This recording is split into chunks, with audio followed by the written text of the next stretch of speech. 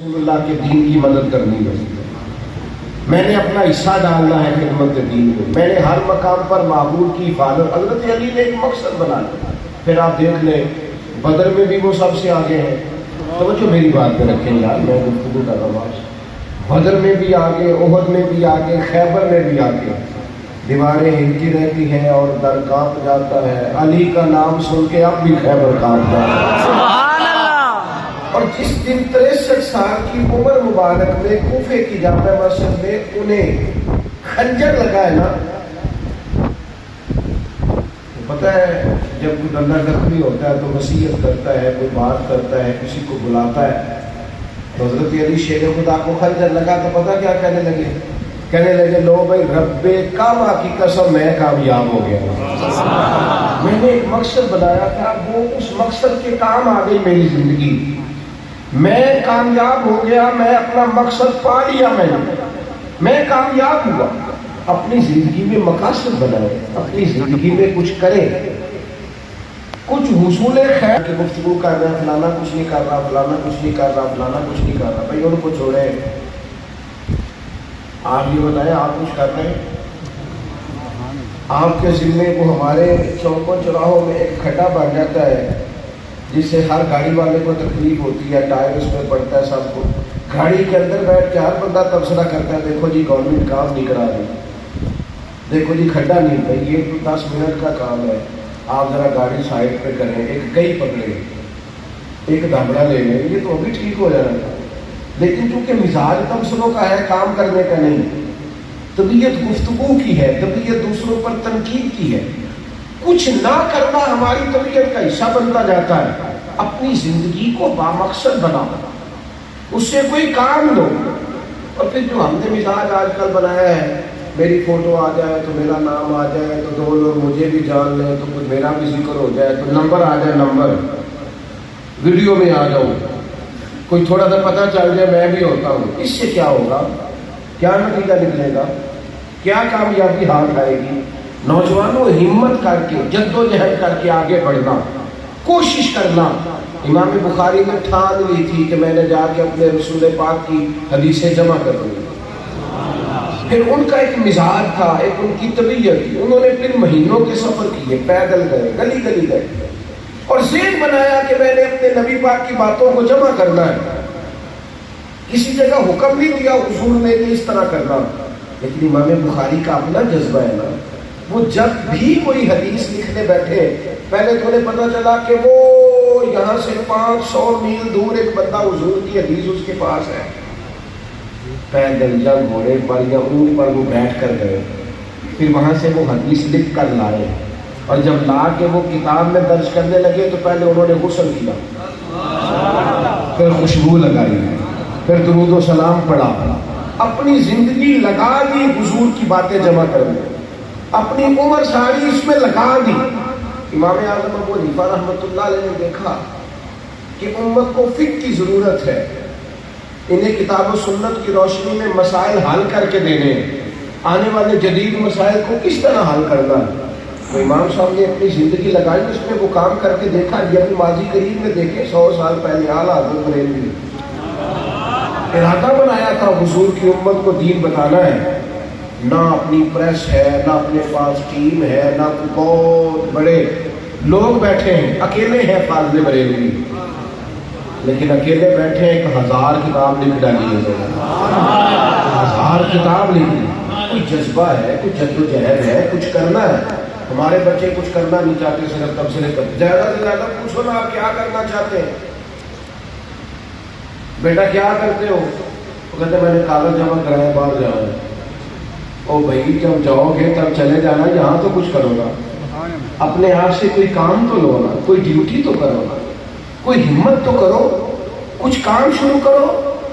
آپ اپنی زندگی کے اندر 5 نمازیں پابندی سے پڑھو، پھر اس میں اور کچھ اللہ تعالیٰ موقع دے تو تہجد میں اٹھنا شروع کرو، پھر رب کریم اور موقع عطا کرے تو اشراق چاشت پڑھو، پھر اللہ موقع دے تو قرآن مجید کی تلاوت ساتھ شروع کرو۔ آپ دیکھو صحابہ کرام علیہم رضوان کے اندر مزاج کیا تھا۔ حضرت عبداللہ ابن عباس نوجوان تھے، چڑھتی جوانی تھی، ایک دن ان کو شوق آیا کہ نبی پاک کی جو محبت ہے نا وہ صحابہ کی اولادوں کو گھٹی میں ملی ہوئی تھی. حضرت عبداللہ ابن عباس کا خیال ہوا کہ میں حضور کی کوئی خدمت کروں. کچھ کام ایسے ہوتے ہیں, کچھ لوگ ایسے ہوتے ہیں جو خدمت سے بھی بڑا صلہ حاصل کر لیتے ہیں. حضرت عبداللہ ابن عباس حضور کے گھر میں تشریف فرما تھے, حاضر تھے, بچے تھے, تو فرماتے میں نے نا نبی پاک کے لیے وضو کا پانی رکھا. سرکار نے کہا یہ پانی کس نے رکھا ہے؟ کہ جناب عبداللہ ابن عباس نے. چچا کے بیٹے تھے. حضور نے بلایا, فرمایا پانی آپ نے رکھا ہے؟ حضور میں نے چاہا آپ کے وضو کے لیے پانی رکھوں. تو جناب عبداللہ ابن عباس کہتے ہیں حضور خوش ہو گئے, مجھے سینے سے لگایا اور میرے لیے دعا کی, اے اللہ اسے دین کی سمجھ عطا فرما. ان کو نا ایک مقصد مل گیا, میں نے اب دین سمجھنا ہے. انہوں نے اپنی زندگی اس پہ لگا دی پوری. ان کی عمر ذرا چھوٹی تھی جب سرکار کا وصال ظاہری ہوا. حضرت عبداللہ ابن عباس ایک ایک صحابی کے دروازے پہ گئے, جن کے پاس انہیں پتہ چلتا نا حضور کی چند حدیثیں ان کے دروازے پہ چل کے جاتے. یہ نہیں کہا کہ میں خاندان نبوت کا فرد ہوں, میں حضور کا چچا زاد, ایک مقصد بنا لیا. بلکہ حضرت ابی بن کعب رضی اللہ تعالیٰ عنہ کا گھر جو تھا نا اس کا دروازہ صحرا میں کھلتا تھا. حضرت عبداللہ ابن عباس کیا کرتے, ان کے گھر کے باہر جا کے دروازے پر بیٹھ جاتے, اور مزاج اس طرح کا تھا کہ استاد کو تکلیف نہیں دینی, دستک نہیں دینا دروازے. جب وہ اپنی مرضی سے باہر آئیں گے تو میں کہوں گا مجھے حضور کی حدیثیں پڑھا دیں.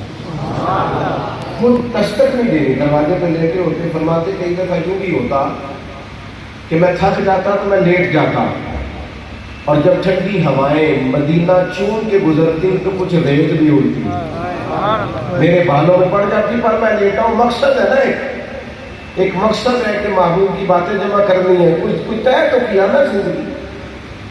آپ فرماتے حضرت ابی بن کعب باہر تشریف لاتے اور کہتے ہو میرے محبوب کے چچا کے بیٹے, آپ بتاتے کیوں نہیں کہ آپ دروازے میں ہیں؟ تو فرماتے نا استاد کا احترام یہی ہے کہ انہیں تکلیف نہ دی جائے, وہ مرضی سے آئیں گے اور دین بتائیں گے. انہوں نے احادیث جمع کی, انہوں نے قرآن مجید کو سمجھا, اس پر تدبر کیا, غور کیا, فکر کی, ایک مقصد بنایا کہ میں نے حضور کا دین سمجھنا ہے. فرماتے کہ پھر ایک وقت آیا کہ جب حضرت عمر شورا کی میٹنگ بلاتے تھے نا, بڑے بڑے لوگوں کی, کبار صحابہ کی جب میٹنگ بلاتے تھے, تھوڑی آواز کھول دیں ابھی کو کم کر دیں. جب کبار صحابہ کی میٹنگ ہوتی تو جناب عمر جہاں بڑے بڑے بزرگ صحابہ کو بٹھاتے, ان کے بیچ حضرت عبداللہ ابن عباس کو بھی بٹھاتے. ایک کالی سیاہ زلفوں والا نوجوان اور بڑے بڑے صحابہ کے بیچ. لیکن چونکہ انہوں نے ایک کام تو کیا نا, کچھ سیکھا تو صحیح نا, کچھ جدوجہد تو کی نا, کوئی کسی کام تو لگایا اپنے وقت کو. ایک دن لوگوں نے پوچھا حضرت عمر سے کہ آپ اس کالی زلفوں والے نوجوان کو بڑا سامنے بٹھاتے ہیں. تو جناب عمر نے بھی چاہا کہ میں ذرا لوگوں پر ظاہر تو کروں کہ یہ بندہ کتنا بامقصد ہے, کتنا قیمتی ہے. آپ نے نا قرآن مجید کی سورہ نصر کی تلاوت کی, صحابہ کے بھی سورہ نصر پڑھی. اذا جاء نصر اللہ والفتح, جب اللہ کی مدد آئی اور فتح حاصل ہو گئی. وَرَأَيْتَ النَّاسَ يَدْخُلُونَ فِي دِينِ اللَّهِ أَفْوَاجًا, آپ دیکھیں گے لوگ فوجوں کے فوجیں دین میں داخل ہو رہے ہیں. آپ نے یہ سورہ مبارکہ تلاوت کی تو صحابہ سے پوچھا اس کی تفسیر کیا ہے. کسی نے کوئی تفسیر بیان کی, کسی نے کوئی تفسیر بیان کی. بڑے لوگ تھے جس نے بھی بیان کی, عمدہ ہی بیان کی. حضرت عمر نے سب سے سننے کے بعد حضرت عبداللہ ابن عباس سے فرمایا اب آپ اس کی تفسیر بیان کریں. اللہ کی مدد آ گئی, فتح حاصل ہو گئی, لوگ جوگ در جوگ دین میں آنے لگے, فوجوں کی فوجیں. اب آپ اپنے رب فسبح بحمد ربک واستغفر, اب آپ اپنے رب کی تسبیح پڑھیں, استغفار کریں, حمد کریں اس کے لیے. اے عبداللہ ابن عباس اب آپ اس کی تفسیر بیان کریں. تو حضرت عبداللہ ابن عباس بات کرنے سے پہلے ہی رو پڑے, آنسو نکل آئے. لوگ اور متوجہ ہوئے, رو کیوں رہے؟ حضرت عبداللہ ابن عباس فرمانے لگے یہ سورہ مبارکہ نبی پاک علیہ السلام کے وصال کی طرف اشارہ کرتی ہے. یہ سورہ بتاتی ہے کہ اب حضور کا وصال ہو جائے، کیونکہ مدد آ گئی، فتح حاصل ہو گئی، لوگ فوجوں کی فوجیں دین میں آنے لگے، تو جس کام کے لیے محبوب تشریف لائے وہ کام تو مکمل ہو گیا. اب حضور پردہ کریں گے، اب رب کی بارگاہ میں جائیں گے، تسبیح و تحلیل ہوگی. یہ سورہ حضور کے وصال کی بامقصد لوگ تھے نا، انہوں نے کسی چیز میں غوطہ زنی کی تھی، معرفت کے موتی چنے تھے، اپنے وقت کو کسی کام لگایا تھا. اب تفسیر تو سبھی نے بیان کی، لیکن جب یہ تفسیر سنی تو جتنے بیٹھے تھے سارے رو پڑے، درد بن کے آنسو چھلک پڑے. حضرت عبداللہ ابن عباس کے معرفت قرآن مجید کو سمجھ کر وہ لوگ حیران ہو گئے کہ اتنی سمجھ بوجھ اللہ نے انہیں عطا کی. میری ملت کے جوانوں، کیوں ہم لا یعنی اور بے مقصد باتوں میں وقت ضائع کریں؟ کیوں سارا دن اپنا ٹائم موبائل کی اسکرین کو دے دیں؟ کیوں سارا دن اپنی ہی تصویر دیکھ دیکھ کے خوش ہوتے رہیں؟ کیوں زندگی کے قیمتی لمحات جو ایک بار ملی یا دوبارہ نہیں ملے گی اسے ضائع کر دیں؟ کیوں نہ سجدوں کا ذوق ہو، کیوں نہ عبادتوں کی لذت ہو، کیوں نہ ہمارے ہاتھ میں تسبیح ہو اور مدینے والے پہ درود و سلام ہو، کیوں نہ تلاوت قرآن مجید ہو، کیوں نہ حضور کے عشق کی بات ہو، کیوں نہ کسی غریب کی مدد کے لیے جدوجہد ہو، کیوں نہ ہم اللہ کے گھر مسجد کی صفائی ستھرائی تعمیر تزئین و آرائش میں مصروف ہو، کیوں نہ ہم حضور کی حدیثیں پڑھیں، کیوں نہ ہم ملت کی خدمت کے لیے نکلیں، کیوں نہ ہم غریبوں کی اشک شوئی کریں. اقبال نے اپنے بیٹے سے کہا تھا کہ دیار عشق میں اپنا مقام پیدا کر، نیا زمانہ نئے صبح و شام پیدا کر، اور میرا طریق امیری نہیں فقیری ہے، خود ہی نہ بیچ غریبی میں نام پیدا کر. سبحان اللہ. ہمت کریں، جدوجہد کریں، کوشش کریں، وقت ضائع نہ کریں. زندگی تیزی سے گزر رہی اور جلدی کریں، جلدی. حضور نے ہمیں کہا تھا جلدی جلدی نیک عمل کر لینا، جلدی. ایسا نہ ہو کہ صحت ہے تو بیماری نہ آ جائے، یہ نہ ہو کہ فرصت ہے مصروفیت نہ آ جائے، یہ نہ ہو کہ جوانی ہے تو بڑھاپا نہ آ جائے، یہ نہ ہو کہ زندگی ہے تو موت نہ آ جائے. جلدی جلدی سے نیک اعمال کرو، اپنے معاملات کو سمیٹو، اپنے وقت کو مصروف کرو. آپ یقین کریں جن لوگوں نے کام کیا ہے نا انہوں نے ویسے نہیں کی، جنہوں نے کام کیا ہے نا انہوں نے زیادہ ادھر ادھر نہیں دیکھا، ان کی توجہ زیادہ خبروں پہ نہیں تھی. وہ تو کام کر رہے تھے، وہ کام کر کے چلے بھی گئے، اور خبریں سنانے والے خبریں سنا رہے، ڈیوٹیاں کرنے والے. اور یہ بھی ضروری نہیں کہ ہمارے کرنے سے انقلاب ہی آ جائے گا.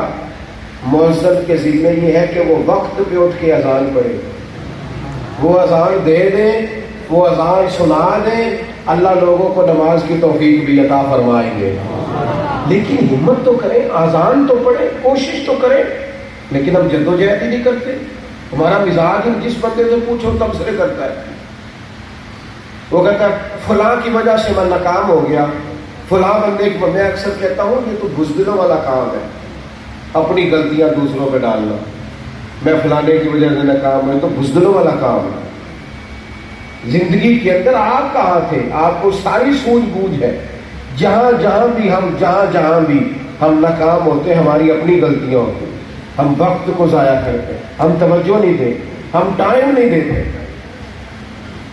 ہمارے استاد صاحب نا، ہمارے کالج کے ایک ٹیچر تھے، وہ ہمیں ایک دن سمجھانے لگے، کہنے لگے یار کچھ کلاس فیلو دیر سے آئے تو وہ کہنے لگے یار تم پڑھے لکھے اور ٹائم کی پابندی نہیں کرتے.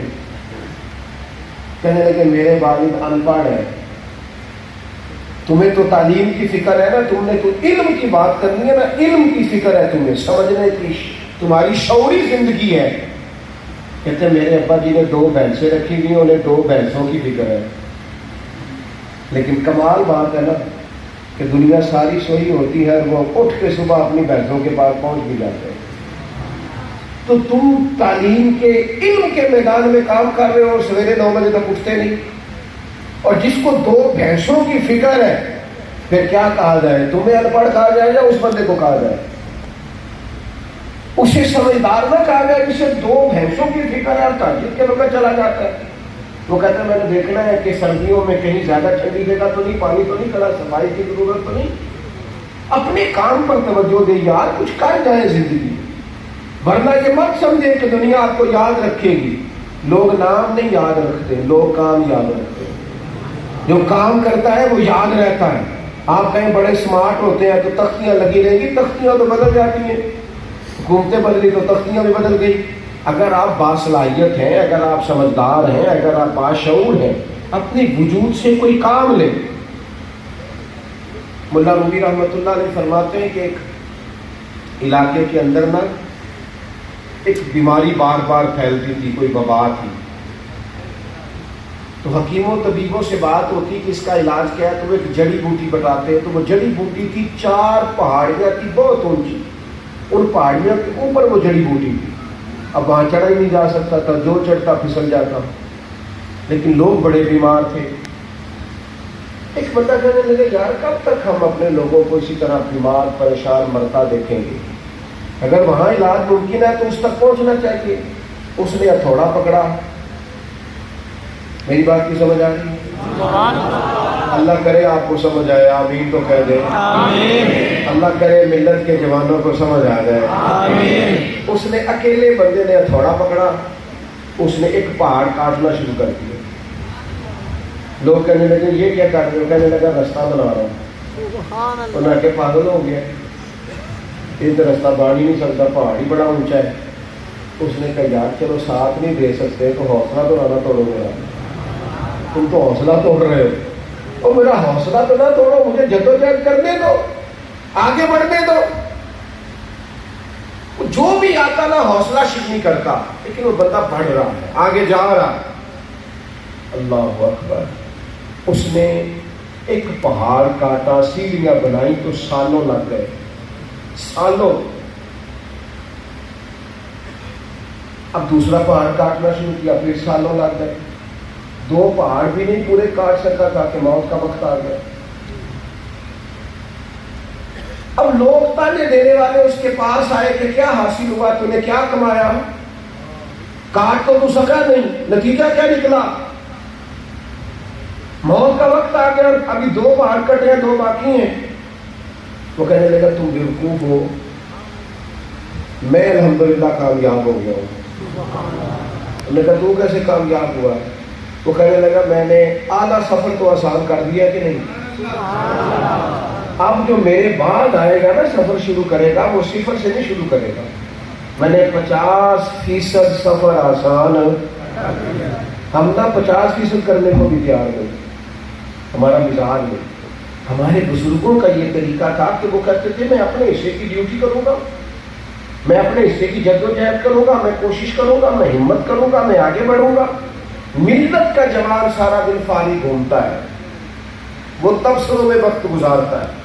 وہ کہتا ہے فلانا کام کرے، بھائی تو کیوں نہیں کرتا؟ اور اگر تو کہتا ہے میں کمزور ہوں، میری کون سنے گا، تو یہ تیری بھول ہے. تو ہمت کر. بندہ ہمت کرتا ہے، باقی کام کو ابلاغ اور کام کو پھیلانا یہ رب کریم کے دستے قدرت میں ہے. ہم جدوجہد نہیں کرتے، ہمارا وقت ضائع ہوتا ہے. نتیجہ کیا نکلتا ہے؟ موت کا وقت آ جاتا ہے، پچھتاوے لے کے دنیا سے چلے جاتے ہیں. کاش کاش بولتے ہی دنیا چھوڑ جاتے ہیں. آپ دیکھیے لوگوں نے کتنی جدوجہد کی، اور کوئی کام بھی. میرے نبی پاک صلی اللہ تعالی علیہ وسلم نے فرمایا جو رستوں سے تکلیف دہ چیز کو دور کر دے گا، اللہ اسے بھی صدقے کا ثواب عطا کرے گا. سبحان اللہ. راہ چلتے ہوئے جو چیزیں تکلیف دیتی ہیں، وہ تکلیف دہ چیزیں دور کر دے، بس اس پر بھی اللہ صدقے کا ثواب دے دے گا. لیکن ہم اس کے لیے بھی تیار نہیں ہوتے. اپنی زندگی سے، اپنے معاملات پر غور کریں، اپنے آپ سے کوئی کام لیں. میں آج چونکہ ختم شریف کا 6 کا موقع ہے، تو یہ بچہ چھوٹا تھا کہ دنیا سے رخصت ہو گیا. دنیا میں آنے کی ترتیب ہوتی ہے کہ پہلے دادا آئے گا، بیٹا آئے گا، پھر پوتا آئے گا. جانے کی کوئی ترتیب ہم کس بات کا انتظار کر رہے ہیں؟ بوڑھے ہو جانے کا، معاذ اللہ بیمار ہو جانے کا، فرشتہ اجل کے آ جانے، کس بات کے منتظر ہیں؟ ہمارے پاس ہمت ہے، طاقت ہے، صحت ہے، کوئی کام کیا جائے. بس ایک بات ذہن میں رکھنی ہے، کام با مقصد کرنا ہے، بے مقصد نہیں۔ بہت سارے لوگ محنت کیے جاتے ہیں پر کرتے بے مقصد ہے، با مقصد کام بے مقصد نہیں۔ حضور علیہ السلام نے فرمایا خوبصورت مسلمان وہ ہے جو بے مقصد باتوں کو چھوڑ دے، فضول کا۔ وہ ہارون رشید بیٹھے تھے نا، تو ایک شخص آیا، اس کا نشانہ بڑا ٹھیک تھا، اس نے آ کے کہا بادشاہ میں کرتب دکھاؤں گا، آپ سے انعام لوں گا۔ کہا دکھاؤ۔ کچی دیواریں ہوتی تھی، اس نے ایک سوئی پھینکی تو دیوار میں جا کے لگی، دوسری سوئی پھینکی تو وہ پہلی والے کے سوراخ میں، جو پیچھے سوراخ نہیں ہوتا دھاگا ڈالنے والا، نکا جس کو کہتے ہیں، اس میں جا کے وہ لگی، تیسری پھینکی تو دوسری میں جا کے لگی، 12 سوئیاں۔ اس طرح اس نے نشانہ لگایا کہ لوگ دنگ رہ گئے، پورا حال واہ واہ سے گونج اٹھا، لوگوں نے 100 200 400 انعام دینا شروع کیا۔ اس کا خیال تھا ہارون رشید بیٹھا ہے تو بڑا انعام ملے گا، بادشاہ کی طرف دیکھ کے کہنے لگا میرا انعام، تو بادشاہ کہنے لگا اس کو پکڑو، باہر لے جا کے ستون کے ساتھ باندھو، رسی کوڑے مارو۔ اس نے کہا یار کمال ہو گئی ہے، میرا خیال تھا بہت بڑا انعام ملے گا، تو کوڑے مروا رہا ہے، وجہ؟ تو بادشاہ کہنے لگا وجہ یہ ہے کہ اللہ نے تجھے اتنا اچھا نشانہ دیا ہے اور تو مداری گر بن گئے، کیا تم نے اپنی زندگی سے کمایا؟ اللہ نے اتنی سونی آواز دی نعت پڑھنے کو، اس نے نعت بھیجنی شروع کر دی۔ اللہ نے سونی آواز دی قرآن پڑھنے کو، اس نے معاذ اللہ آواز بھیجنی شروع کر دی۔ اگر تو میں 40,000 تقریر کا لیتا ہوں، او خدا کے بندے اور بھی تو بڑے لوگ ہیں نا، تو یہ دیکھ کہ خدا کا فضل ہے کہ تیری بات سنی جاتی ہے، اس فضل پر تو تیری گردن جھک جانی چاہیے تھی، تیری اکڑ گئی ہے، تجھے تو عاجزی دکھانی چاہیے تھی، اور تو کہاں پہنچ گیا ہے؟ ہارون رشید کہنے لگے اسے کوڑے مارو، اللہ نے اتنی بڑی صلاحیت دی، اس نے کہاں لگا دی ہے صلاحیت؟ 10 روپے اکٹھے کرنا۔ تو بندہ کہنے لگا بادشاہ معاف کر دو، مجھے بتاؤ میں کیا کروں؟ تو بادشاہ کہنے لگا تیرا نشانہ تگڑا ہے، میں تجھے فوج میں بھرتی کروں، یہ جو اللہ نے صلاحیت دی ہے اسے دین کے کام لگا، یہ نشانہ رب رسول کے دشمنوں پہ لگا۔ سبحان اللہ۔ با مقصد محنت کریں، بے مقصد محنت۔ کچھ لوگ ایسا سفر کر رہے ہیں جس کا نتیجہ ہی کوئی نہیں، نتیجہ ہی کوئی۔ اپنی زندگی کو با مقصد بنائیں، ایام کو شمار کریں۔ اللہ کے رسول صلی اللہ تعالی علیہ وسلم نے فرمایا ہے کہ جب صبح سورج طلوع ہوتا ہے تو دن اعلان کرتا ہے کہ میں آج آیا ہوں، آج کے بعد دوبارہ نہیں آؤں گا، اگر کچھ کرنا ہے تو کر لو، آج آیا ہوں، آج کے بعد دوبارہ۔ آج جس کا جو کام رہ گیا سو رہ گیا۔ دوستو کیوں نہ اپنے لیے کچھ جمع کریں۔ مجھے ایک بزرگ کی بات بڑی اچھی لگی، وہ کوئی ایسا کوئی خانقاہی تعارف رکھنے والے بزرگ نہیں، ویسے سیانے بندے بزرگ آدمی۔ میں نے ان سے کہا کہ آپ بڑے مجھے اچھے لگتے ہیں، سنجیدہ فکر ہے، کوئی بات ہی بتائیں۔ کہنے لگے میں نے اپنی زندگی خادم بن کے گزاری ہے، مخدوم نہیں، زندگی خادم، مجھے مخدوم بننے کا شوق نہیں آیا۔ میں نے کہا کیا مطلب؟ کہنے لگے پہلے خدمت کی ہے ماں باپ کی، اللہ نے موقع دیا تو جہاں تک ہمت تھی بہن بھائیوں کی، پھر خدمت شروع کر دی بیوی بچوں کی۔ کہتے ہیں اللہ نے توفیق دیا تو پوتے بڑے ہو گیا تو میرا دل کرتا ہے ان کے بیاہ بھی میرے گھر سے بھی ہو جائے۔ اپنی زندگی میں نے خادم بن کے گزاری ہے، مجھے مخدوم بننے کا کبھی شوق۔ یہاں چونکہ علماء بیٹھے، بہت بڑے عالم تھے علامہ عبد المصطفیٰ علی صاحب رحمۃ اللہ، شیخ الحدیث جامع امجدیہ، وہ کہا کرتے تھے میرے ہزاروں شاگرد ہیں اور ہزاروں چاہنے والے ہیں، پر اللہ کا شکر ہے میں اپنے جوتے خود اٹھا لیتا ہوں۔ مجھے یہ بڑا چسکا نہیں لگا کہ میں یعنی بے مقصد کاموں میں اپنے آپ کو الجھا دینا، اس کا کوئی معنی نہیں ہے۔ آج میں نے اور آپ نے آج سے ہی، ابھی سے ہی تھوڑا سا نا موبائل کی سکرین دیکھنی کم کریں، ضرورت کے لیے ٹھیک ہے، زیادہ نہیں۔ تھوڑا سا نا ادھر ادھر گھومنا کم کریں، تھوڑا فضول گفتگو میں وقت ضائع کرنا کم کریں، اپنے معاملات کو مرتب کریں، اپنا سجدے سے دل لگائیں، اپنا مسجد کے ساتھ پیار کریں، اپنا درود و سلام کے ساتھ اپنی طبیعت کو وابستہ کریں، اپنے معاملات پر توجہ کریں۔ اللہ تعالیٰ مجھے، آپ کو، ہم سب کو سمجھنے کی توفیق۔ اطمینان سے بیٹھیں گے، اطمینان سے کیونکہ ختم شریف ہے، ایک دفعہ سورہ فاتحہ پڑھیں، 3 دفعہ سورۃ اخلاص پڑھیں،